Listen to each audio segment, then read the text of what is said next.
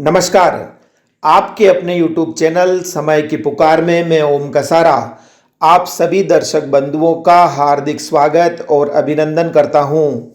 प्रतिवर्ष 30 मई को मनाया जाता है हिंदी पत्रकारिता दिवस। जहां तक मेरा सवाल है, मैं जून 1993 से ही पत्रकारिता के क्षेत्र में सक्रिय हूं। जैसे कि प्रत्येक व्यक्ति की प्रथम गुरु उसकी माँ होती है, जो कि उसे उठना, बैठना, चलना, खाना, पीना, बोलना, पहनना व पढ़ना सिखाती है। संस्कारों की पहली पाठशाला भी माँ ही होती है, जिसकी छांव तले बैठकर बालक नर से नारायण बनने तक का सफर तय करता है। यह तो हुई आम आदमी की माँ की बात, लेकिन मेरी माँ बहुत ही खास है। मेरी माँ ने पढ़ाई भले ही 5वीं कक्षा तक ही की है, लेकिन उनमें राष्ट्रभक्ति की भावना इतनी कूट कूट कर भरी है कि उन्हें भारत माता के अतिरिक्त कुछ नजर ही नहीं आता।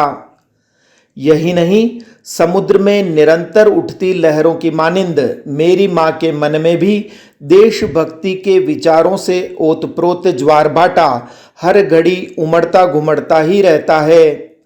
कभी कभार ऐसा दिन भी आता है जब माँ कलम उठाकर अपने इन विचारों को कागज पर उकेर देती है। 2 दिनों पूर्व ही उन्होंने अपनी टूटी फूटी भाषा में चीन को लेकर जो भी लिखा, वो ज्यों का त्यों मैं आपके समक्ष प्रस्तुत कर रहा हूँ। चीन भारत को चारों तरफ से घेर रहा है। पाकिस्तान, नेपाल, लद्दाख व श्रीलंका के रास्ते भारत में घुसना उसकी खोटी नीयत है। भारत में घुसने से पहले हमारे देश में उसने कोरोना महामारी फैलाई ताकि भारत को कमजोर किया जा सके। लेकिन चीनियों, सुन लो, भारत की मातृभूमि ऋषियों की धरती है, महापुरुषों की धरती है, वीरों की धरती है। इस जन्मभूमि की ओर जो भी देश आंख उठाएगा वो खुद ही मारा जाएगा। चीनियों, भारत डरने वाला देश नहीं है, भारत आत्मनिर्भर है।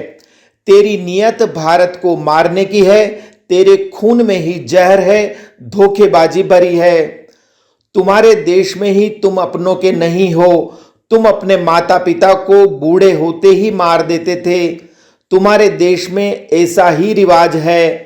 हमारे भारत में बुजुर्गों को तीर्थ माना जाता है। हम उनसे अनुभव लेते हैं, उनकी इज्जत करते हैं, उनको भगवान मानते हैं। हमारी संस्कृति व सभ्यता महान है। हमारा राष्ट्र एक आध्यात्मिक राष्ट्र है। हम भारत वाले तो एक मच्छर मारना भी पाप समझते हैं, लेकिन हम कायर नहीं हैं। हम ईंट का जवाब पत्थर से देंगे।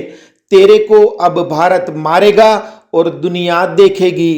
तेरा कहीं अता पता भी नहीं लगेगा। यह समय युग परिवर्तन का है। भारत वालों, प्यारे देशवासियों, अब समय आ गया है जब हमें चीन की दादागिरी निकालनी है। बहुत हुआ, अब समय बदल गया है। राष्ट्र के राष्ट्र भारत के साथ होंगे। तूने दुनिया को मारने के लिए कीटाणु छोड़े, लेकिन तू अब भारत के हाथों मारा जाएगा। चीनियों, तुम्हारा कहीं सुराग तक नहीं मिलेगा। तेरी दादागिरी चंद दिनों में ही ठिकाने लग जाएगी। भारत तुझे जल्दी सबक देगा, मात देगा। तू बुरी तरह मारा जाएगा। जो जैसा करेगा वो वैसा भरेगा। चीन, तू दुनिया पर राज करना चाहता है, लेकिन ड्रैगन, तू तो तेरे घर में ही सड़क छाप बन जाएगा। दुनिया तुझ पर हंसेगी और पूछेगी कि तूने भारत के साथ धोखा क्यों किया। भारत ने तो तेरे साथ कभी धोखा नहीं किया था। भारत हमेशा से एक सत्यवादी राष्ट्र है। सत्य की हमेशा ही जीत हुई। चीन, तू भारत का पिछला इतिहास उठाकर देख ले। भारत जगत गुरु बनेगा। भारत की संस्कृति को दुनिया अपनाएगी, क्योंकि भारत एक सत्यवादी देश है। भारत में आज भी हिंदू, मुस्लिम व ईसाई साथ साथ रह रहे हैं। चीन, तूने तो तिब्बतियों को निकाल दिया। वो आज भी भारत में शरणार्थी की जिंदगी जी रहे हैं। हमारा भारत विश्वनाथ का देश है। हमारा भारत गंगा जमुना का देश है। हर दिल में गंगा बहती है। भारतवासी हर धर्म का सम्मान करते हैं और करते रहेंगे। अब समय बदल रहा है। महाकाल का तांडव हो रहा है। वो सूखा हरा कुछ भी नहीं देख रहा है, सिर्फ हल हाँक रहा है। वो दुनिया को ऐसे ही खत्म करेगा। यह समय युग परिवर्तन का है। 2021 चल रहा है जिसमें वो दुनिया को बदल देगा। हम और तुम तो सिर्फ माध्यम मात्र हैं। दुनिया का नक्शा अब बदल जाएगा। जो इंसान धर्म व नीति पर रहेगा उसी का राष्ट्र बच पाएगा। तो यह लेखन है मेरी पत्रकार माँ निर्मला देवी कसारा का, जो कि पत्रकारिता के क्षेत्र में भी मेरी प्रथम गुरु हैं।